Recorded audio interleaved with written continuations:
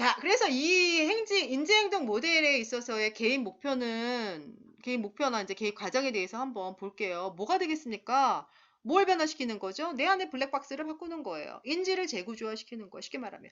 합리적이지 않은 걸 비합리적인 거로, 비합리적인 거를 합리적인 거로 변화시키고, 논리적이지 않은 걸 논리적인 거로 변화시키고, 뭔가 오류가 있는 거를 바꿔주고, 왜곡된 거를 수정해주고, 이런 걸 통해서 뭔가 객관적으로 합리적으로 타당하게 상황을 판단할 수 있게 도와주는 거예요. 쉽게 말하면 인지를 재구조화시켜서 객관적으로 합리적으로 판단할 수 있게 도와주는 거예요. 그러니까 나의 잘못된 생각이었구나. 이걸 변화시키는 거예요. 꼭 시험을 통과해야지 나는 유능한 사람이 아니구나. 뭐 누구든 그럴 수 있구나. 더 이상 내가 괴로워할 필요가 없구나. 이겁니다. 그래서 이런 자신의 사고의 부정확성, 뭔가 잘못된 거잖아요. 이걸 깨닫게 해서 뭔가 자기를 괴롭히는, 자기를 파괴시키는 그런 행동이나 감정을 하지 않게끔 도와주는 거예요. 그래서 보다 현실적으로, 객관적으로 자신을 바라볼 수 있게 만들어주는 거죠. 이제 그런 걸 통해서 우리가 사고 체계를 변화시킨다. 인지적인 어떤 재구조화다 얘기를 합니다. 이제 그걸 통해서 감정과 행동을 변화시키는 거예요. 근데 앞서서 얘기했지만 감정까지는 변화할 수 있습니다. 사고가 달라지면. 그런데 행동은 묵은 것들은 우리가 떨쳐내고 새로운 행동을 학습하는 데는 조금 시간이 걸려요. 그래서 행동을 변화시키는 기법을 같이 병행해라. 이런 얘기를 계속 하는 거예요. 그래서 문제 상황에 대해서 새롭게 접근하는 걸 배우는 거고, 이걸 통해서 문제를 재발하는 걸 막아주는 거야. 새로운 삶 속에 자신이 스스로 적극적으로 대처할 수 있게, 새로운 시각으로 대처할 수 있게 도와주는 거죠. 이렇게 되면 문제를 재발하는 거를 막아주고, 문제가 생겼어도 예전과는 다르게 우리가 대처할 수 있게 된다라고 하는 거죠. 이제 그것이 우리가 인지행동 모델을 활용하는 개인 목표라고 볼 수가 있습니다. 자, 우리가 누누이 얘기하지만 이 인지행동 모델은 클라이언트가 할 게 되게 많아요. 그렇기 때문에 클라이언트의 어떤 뭐라 그러죠? 참여, 동기화, 의지 이런 게 없으면 실은 이 모델로 이끌어나기가 어려워요. 그리고 우리가 이 클라이언트의 뭔가 부정확한, 뭔가 왜곡된 이러한 체계, 인지 체계를 서로가 확인하는 이런 모든 과정, 그 다음에 새로운 대안을 도출하는 과정, 과제를 하는 과정, 이런 모든 과정에서 클라이언트와 사회복지사는 서로 협력하고 둘이 그렇게 이제 협력하는 그런 관계를 맺어야 된다라고 하는 거예요. 같이. 그 다음에 클라이언트가 굉장히 주도적으로 열심히 적극적으로 참여해야 돼요. 그래서 문제를 해결하기 위한 대안 같은 것들도 합의를 통해서 뭔가 도출해내야 된다라고 하는 거죠. 그 다음에 이 인지행동 치료 과정에 대해서 또 클라이언트에게 열심히 설명을 해줄 필요가 있어요. 자, 이거는 이러이러한 과정을 통해서 우리가 점검해 볼 필요가 있으니까 이렇게 한번 해보세요. 그래서 과제도 내주고 그래야 되기 때문에 우리가 좀 설명을 잘 해줘야 돼요. 자, 그래서 개입 과정에 대해서 이제 간단하게 얘는 한번 살펴볼게요. 이제 인지행동 모델의 개입 과정에서의 초기 단계는 클라이언트가 하는 얘기를 듣는 거예요. 듣고 그 다음에 얘기를 해주는 거죠. 이 모델은 이런 모델이고요. 이 모델은 우리가 1회기부터 8회기 진행이 되면 우리가 첫 회기에는 이런 거 할 거고 중간에 이렇게 하고 마지막에 종교를 할 거예요. 이런 설명 구조화 해줘야 되고요. 그 다음에 인간의 모든 행동이나 감정은 신념이나 생각에서 많이 나와요. 그래서 우리가 요거를 우리가 탐색해 볼 필요가 있다라고 하는 것들을 초기 단계에서 설명을 하는 거죠. 그 다음에 이제 우리가 접수 단계에서는 간단하게 문제를 들었다면 이제 두 번째 문제 청취 단계에서는 클라이언트의 문제를 좀 열심히 들을 필요가 있어요. 그러면서 클라이언트의 입장에서 이해해 주려고 열심히 노력하셔야 됩니다. 클라이언트들마다 모든 사람이 모든 상황에 대해서 똑같이 그런 어떤 생각을 하는 게 아니에요. 그렇기 때문에 클라이언트의 어떤 주관적인 독특성, 이런 것들을 존중해 주면서 클라이언트의 관점에서 문제를 들기 위한 노력을 하셔야 되는 거고요. 자, 이 과정을 통해서 이제 문제가 많이 밝혀졌다면 우리가 해결해야 되는 문제를 정해야겠죠. 이 인지행동 모델도 단기 모델이기 때문에 우리가 오랫동안 해결해야 하는 그러한 문제는 실은 적합하지 않아요. 그렇기 때문에 우리가 이제 성취하기 쉬운 수월한 문제부터 이제 하나, 둘, 세 개 정도 우선순위를 생각해서 그런 문제를 우리가 표적 문제라고 얘기했죠. 그런 거를 잡아야겠죠. 자, 이제 요렇게 이제 문제를 잡았습니다. 그 다음에 인지행동 모델에서는 무엇보다 뭐가 중요하다? 인지적인 뭘 바꿔야 된다? 오류를 우리가 탐색해야 된다는 거예요.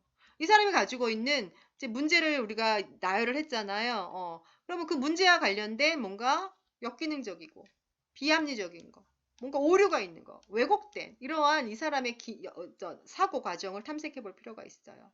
그 다음에 이 사람의 그런 어떤 합리적이지 않은 뭔가 역기능적인 오류가 있는 왜곡이 있는 이런 자신의 생각이나 믿음이 정말 합리적인지를 평가를 하는 거예요. 어, 클라이언트가 얘기하게 하는 거예요. 정말 그런가 한번 생각해 보시겠어요? 어떻게 생각하세요? 물어보는 거예요. 클라이언트 묘사라고 하는 건 클라이언트 입에서 그런 것들을 클라이언트 입을 통해서 얘기해 볼 수 있게 합리적인지를 평가할 수 있게 해주는 거예요. 이제 그런 과정을 통해서 우리가 이제 이 아무래도 오랫동안 자신을 어렵게 만드는 그런 어떤 자신의 왜곡된 믿음 체계, 뭔가 이제 그런 자동적인 사고, 이런 것들이 아무래도 어린 시절에 좀 아픈 그런 기억들, 어린 시절에 그러한 부적응적인 부정적인 경험들 이런 거하고 연결될 수 있을 가능성이 높잖아요. 그렇기 때문에 끊임없이 우리가 이제 클라이언트가 자신의 그런 문제들을 이야기하는 과정 속에서 나타나는 여러 가지 이제 힘든 감정들을 우리가 지지하고 격려하고 그래서 클라이언트가 왜 이렇게 부적응적이고 비합리적인 신념을 갖게 됐는지, 어떤 것인지 그것이 또 왜 그렇게 형성이 되었는지를 쭉 탐색해 볼 필요가 있고, 또 클라이언트는 그걸 묘사해 볼 필요가 있습니다. 자, 그래서 우리가 부정적인 인지 체계를 탐색을 했어요. 그럼 이제 우리가 해야 될 건 뭐죠? 부정적인 인지 체계를 이제 변화시키는 거예요. 그걸 우리가 인지의 재구조하다라고 얘기를 합니다. 이걸 어떻게 바뀌는 거예요? 부적응적인 거를 긍정적이고 순기능적인 자기 언어, 자기 진술로 바꿔주는 거예요. 그래서 합리적이지 않은 자기의 믿음을 변화시키는 거예요. 그렇죠. 뭔가 이제 나의 사고 체계를 다르게 해주는 거예요. 다르게 생각해 봐라. 다르게 생각해 보세요. 꼭 그런 건 아니잖아요. 그렇죠. 어떻게 생각하세요? 그게 과연 합리적인가요? 합당한가요? 이렇게 물어보는 걸 통해서, 그렇지 않구나. 라고 하는 그런 어떤 긍정적인 자기 언어나 자기 믿음으로 변할 수 있게 도와주는 거예요. 그래서 우리가 늘 얘기합니다. 이 인지행동 모델에서의 변화의 표적은 뭐냐면 감정이나 행동이 아니에요. 그거에 근원이 되고 있는 그 사람의 사고 체계나 믿음 체계를 변화시키는 거죠. 그랬을 때 우리가 이제 앨리스가 얘기한 이 ABCDE 모델을 가지고 많이 활용을 해요. 그걸 통해서 이게 부정적인 인지도 탐색하고 인지의 재구조화도 같이 우리가 연습해 볼 수가 있습니다. 여러분도 한번 해보셔요, 이거는. 자, 그래서 우리가 이제 이 앨리스가 얘기하고 있는 합리적 정서 행동 치료에서의 ABCD 모델은 이거예요. 자, 어떤 선행 사건이 있죠? 그죠? 이 선행 사건 때문에 결과가 이렇게 나와요. 결과가 나와요. 그쵸? 그래서 우리의 부적응적인 정서와 행동이 나와요. 그쵸? irrational consequence예요. 그쵸. 좀 부적응적이고 비합리적인 어떤 결과가 초래가 돼요. 그런데 이러한 결과, 행동이나 정서가 초래되는데 그 앞서 이러한 사건이 있으면 우리의 신념 체계가 돌아가요. 이 A라고 하는 사건을 바라보는 우리의 신념, 우리의 어떤 믿음, 이런 것들이 자동적으로 돌아가요. 믿음이나 신념이 자동적으로 삥 하고 돌아가요. 근데 이게 대체로 비합리적이에요. 그렇죠. 그래서 이렇게 비합리적이고 부적응적인 행동과 정서가 나타난다는 거예요. 자, 그러면, 자, 여기서 끝나는 게 아니라 인지의 재구조화라고 하는 거는 앞에 봐요. 앞에 여기서 우리가 인지 탐색한다. 4번의 과정은 어디까지 탐색하는 거냐면 이거를 열심히 탐색하는 거예요. 그래서 결과가 이렇게 됐는데 이런 결과가 정말 합당한 거를 탐색해 주는 거예요. 자, 그러면 그 과정에서 이제 우리가 어떠한 거로 합당한지를 우리가 논박을 해줘야 되냐면, 자, 이제 이런 건 어떻게 생겼는지 열심히 탐색을 했죠. 그래서 이런 결과가 나타나셨군요. 그럼 이제 논박을 해주는 거야. 인지 재구조화를 통해서 어떻게 그게 정말 합당한가, 그게 맞는가, 반드시 꼭 그래야만 하는가, 절대로 인간이 그래야만 하는 게 맞는 건가, 이런 것들을 논박을 쭉 해주는 거예요. 이런 것들을 통해서 이건 사회복지사하고 같이 하는 거죠. 이게 소크라테스식 문답법이라고 얘기합니다. 자, 이런 것 통해서 아, 그렇지 않구나라고 느낄 수 있게 해주는 거예요. 그래서 합리적인 신념 체계를 가질 수 있게 해주는 거예요. rational belief. 그쵸? 가질 수 있게 해주는 거예요. 합리적인 신념 체계가 됐어요. 이 논박을 통해서. 그러면 효과, 결과 어떻게 돼요? 적절한 정서와 행동이 나타나는 거예요. 아시겠죠? 자, 이런 과정을 끊임없이 지속적으로 반복을 해보는 거예요. 연습을 해보는 거예요. 그래서 뭔가 정서는 나타나는데 행동은 그렇게 금방 나타나지 않기 때문에 행동에 대한 어떤 접근은 또 다르게 해줘야 된다라고 제가 얘기했죠. 자, 그래서 이제 쭉 그거에 대한 요런 것들 제가 쭉 앞서 쭉 얘기를 했죠. 선행사건, 이제 신념 체계가 있고, 이제 합리적인 경우가 있고, 비합리적인 경우가 있는데, 이제 대체로 비합리적인 경우가 문제가 되기 때문에 결과가 조금 비합리적인 행동들을 하게 되는 거죠. 근데 그거에 대해서 이제 논박이 필요하다. 비합리적인 신념이나 사고에 대해서 도전해보게 만드는 거, 꼭 그런 게 합리적인가? 꼭 그래야만 했는가? 꼭 그게 맞는 건가? 라는 건 논박을 해보는 거예요. 이제 그걸 통해서 효과, 어떤 효과? 비합리적 신념을 논박함으로써 합리적인 신념을 갖게 만드는 거죠. 그러고 난 다음에는 뭔가 자신을 수용할 수 있는 그러한 태도가 나타나는 거예요. 그래서 결과적으로 감정도 변하고 행동도 달라질 수 있다라고 하는 거죠. 자, 그래서 예를 들어보면 이제 이 친구가 액시던트 사건은 실험에 떨어졌네요. 근데 이게 쫙 이제 돌아가는 거죠. 이제 비합리적인 신념, 정서적 결과, 그거에 대한 논박, 그다음에 그거에 대한 효과, 결과는 어떻게 나타났는지 한번 봅시다. 자, 비합리적인 신념. 시험에 떨어지더니 난 너무 끔찍해. 난 쓸모없어. 난 맨날 그럴 거야. 뭐 이렇게 이제 비합리적으로 시스템이 확 돌아가죠. 자동적으로 나도 모르게 이런 사고가 생기는 거죠. 뭐에 따라서 나의 믿음 체계에 따라서 이렇게 되는 거죠. 자, 아론백과 앨리스가 이제 거의 비슷한 개념을 얘기하기 때문에 여러분들이 다 그렇게 이해하시면 돼요. 자, 그거에 따라서 결과가 어때요? 부적응적인 결과 나오죠. 정서적으로 우울하고 분노, 뭐 화나고 난 무가치하다고 느끼고, 그리고 행동적으로는 이제 또 떨어질 거 뻔한데 뭘 공부를 해? 이제 화났어요. 자, 거기에 대한 논박 한번 해볼까요? 시험에 불합격한 일이 내 인생에서 그렇게 끔찍한 일일 수 있느냐? 한 번에 꼭 합격해야 되나요? 꼭 시험에 꼭 한 번에 합격해야 되나요? 그런 일 그렇게 흔치 않습니다, 여러분. 몇 번씩 떨어지잖아요. 뭐 저 같은 경우에도 시험에 떨어져 본 적이 얼마나 많게요. 그럴 때마다 나는 못난이라고 했으면 글쎄요. 뭐 그런 경우도 좀 없지 않아 있긴 하죠. 그렇지만 뭐 대체로 그러지 않다는 거죠. 자, 그래서 이제 이런 논박들을 통해서 그런가 하고 인지 체계가 달라지게 되는 거죠. 그러면서 이제 결과적으로 인지가 재구조화되는 거야. 아, 조금 이제 실망하긴 했지만 그렇다고 꼭 나는 쓸모없는 존재가 아니야. 그러니까 우울하지도 않고 다시 공부하지 뭐 이렇게 되는 거죠. 이게 간단한 것 같지만 정서적으로 많은 이제 우울감이라든지 이런 자기가 무가치함을 계속 지속적으로 어려서부터 갖고 있는 사람들의 이 인지 구조를 바꾸는 게 하루아침에 되는 건 아니에요. 지속적으로 반복적으로 이 과정을 계속 하는 것 통해서 인지가 조금 재구조화 될 수 있습니다. 인지가 재구조화 되어야지 이러한 효과가 긍정적인 효과가 나타날 수 있다라고 하는 거예요. 자, 이거는 이제 쭉 한번 여러분들이 지금 했던 거랑 뭐 비슷하니까 여러분들이 다시 한번 읽어보시면 될 것 같고요. 자, 여러분들의 사례 한번 어떤지, 자, 교재 158페이지가 있거든요. 그걸 보시고 간단하게 혹시 여러분들은 그런 경우는 없는지, 어떤 상황이 되었을 때 내가 이런 행동과 이런 감정이 확 올라오더라. 나도 모르게 그런 것 같더라. 그런 것도 한번 생각해 보세요. 없는 사람은 안 하셔도 됩니다. 근데 이제 만약에 있으신 분들은 해보세요. 근데 하나, 사소한 거라도 여러 번 한번 해보세요. 그래서 이런 결과가 나타났는데, 진짜 그래? 하고 논박을 한번 해보세요. 자, 논박을 하기 위해서 여러분들, 교재에 몇 페이지를 보시냐면은, 이 앨리스가 비합리적인 신념을 논박할 수 있는 그런 것들을 예를 다 이렇게 써놨어요. 그래서 163페이지 여러분들 잠깐 교재 한번 보세요. 인정을 받고 싶어 하는 사람들, 욕구가 강한 사람들이 있어요. 모든 사람들이 나를 인정해 주는 건 너무 절대적으로 필요해. 꼭 그런가요? 꼭 여러분들이 꼭 인정을 꼭 받아야 되나요? 안 그러잖아요. 그죠? 왜 이렇게 반박해 주는 거예요? 그 다음에 뭐 과도한 자기 기대감이 있는 사람들이 있어요. 자신이 가치 있는 사람이 되기 위해서는 너무 난 완벽해야 돼. 뭐 이런 사람.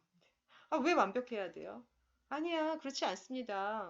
인간은 원래 불완전한 존재예요. 오히려 불완전한 존재인데 그렇게 강박적으로 완벽해야 된다라고 생각하면 여러분들이 굉장히 스스로 무기력감에 빠질 수 있어요. 꼭 그렇게 생각하실 필요 없습니다. 인간은 누구나 불완전합니다. 뭐 이렇게 논박을 해주는 거죠. 자, 이런 논박에 대한 게 꽤 많이 나옵니다, 여러분. 한 8가지가 있는데요. 이거는 이제 이 앨리스가 이런 사례에 대해서 이렇게 이런 사람들이 이런 성향이 있고 이런 성향에 대해서, 이런 비합리적인 성향에 대해서 이런 식으로 논박을 해보세요 라고 한 겁니다. 이거 여러 번 한번 읽어보시고 참고하시고 여러분들 스스로의 사례를 이거에 맞춰서 한번 간단하게 한 줄이라도 과제 창에 올려놔 보시기 바랍니다.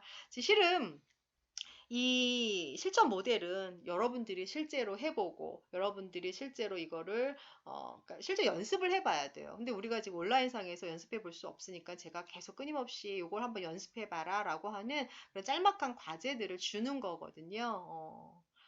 잠깐은 좀 부담은 되겠지만 매일매일의 학습이기 때문에 그래도 이제 여러분들이 수업을 통해서 어느 정도 이해했는지 이제 그런 것들을 제가 점검해 볼 필요도 있기 때문에 이런 과제들을 좀 작은 과제들을 제가 내드리는 겁니다. 이제 그런 것들 한번 수행해 보시기 바랍니다.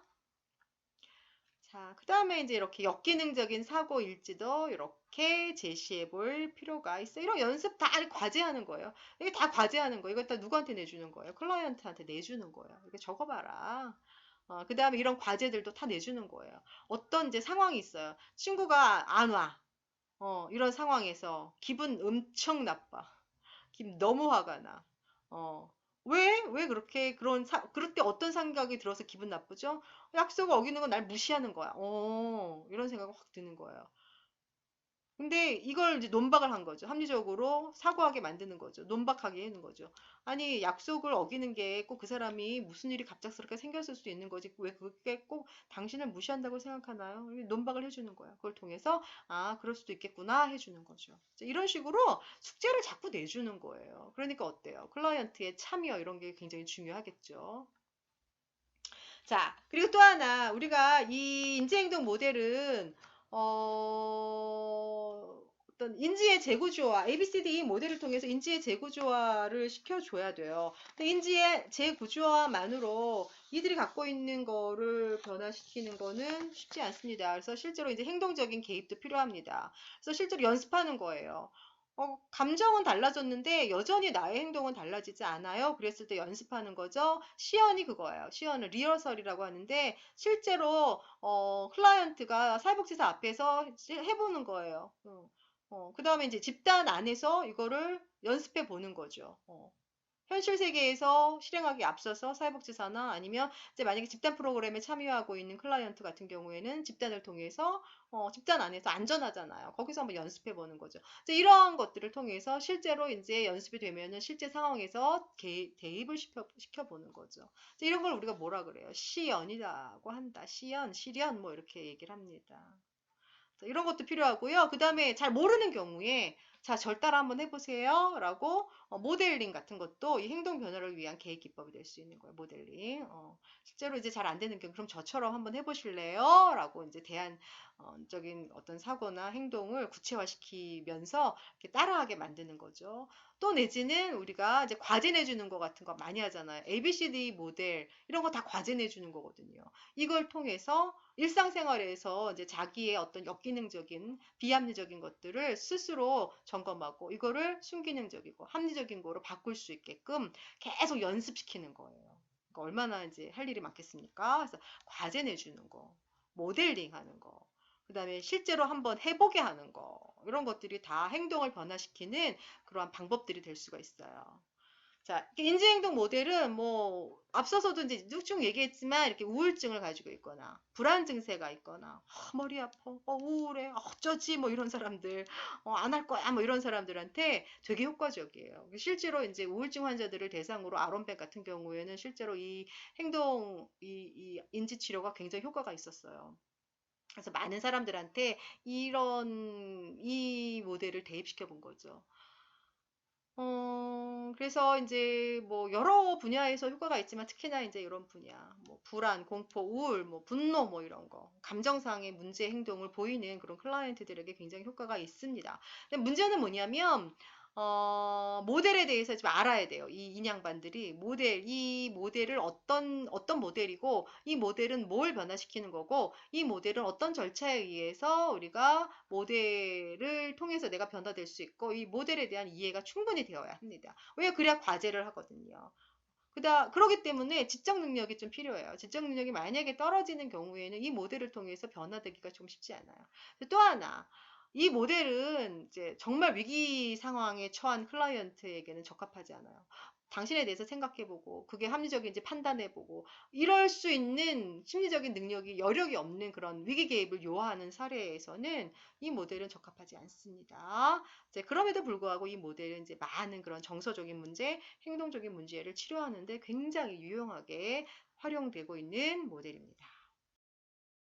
네, 여러분 수업 잘 들으셨나요? 자, 다음 시간에는 이제 가족을 대상으로 한 사회복지 실천에 대해서 공부를 할 텐데요. 자, 가족을 대상으로 한 사회복지 실천은 2시간 동안, 2주차 동안 수업이 진행이 됩니다. 그래서 다음 주에는 그 첫째 시간 가족의 뭐 개념, 기능, 가족의 문제를 사정하는 여러 가지 영역들, 자, 이런 내용들에 대해서 수업을 하도록 하겠습니다. 자, 다음 시간 수업 시간에 뵙겠습니다. 수고 많으셨습니다.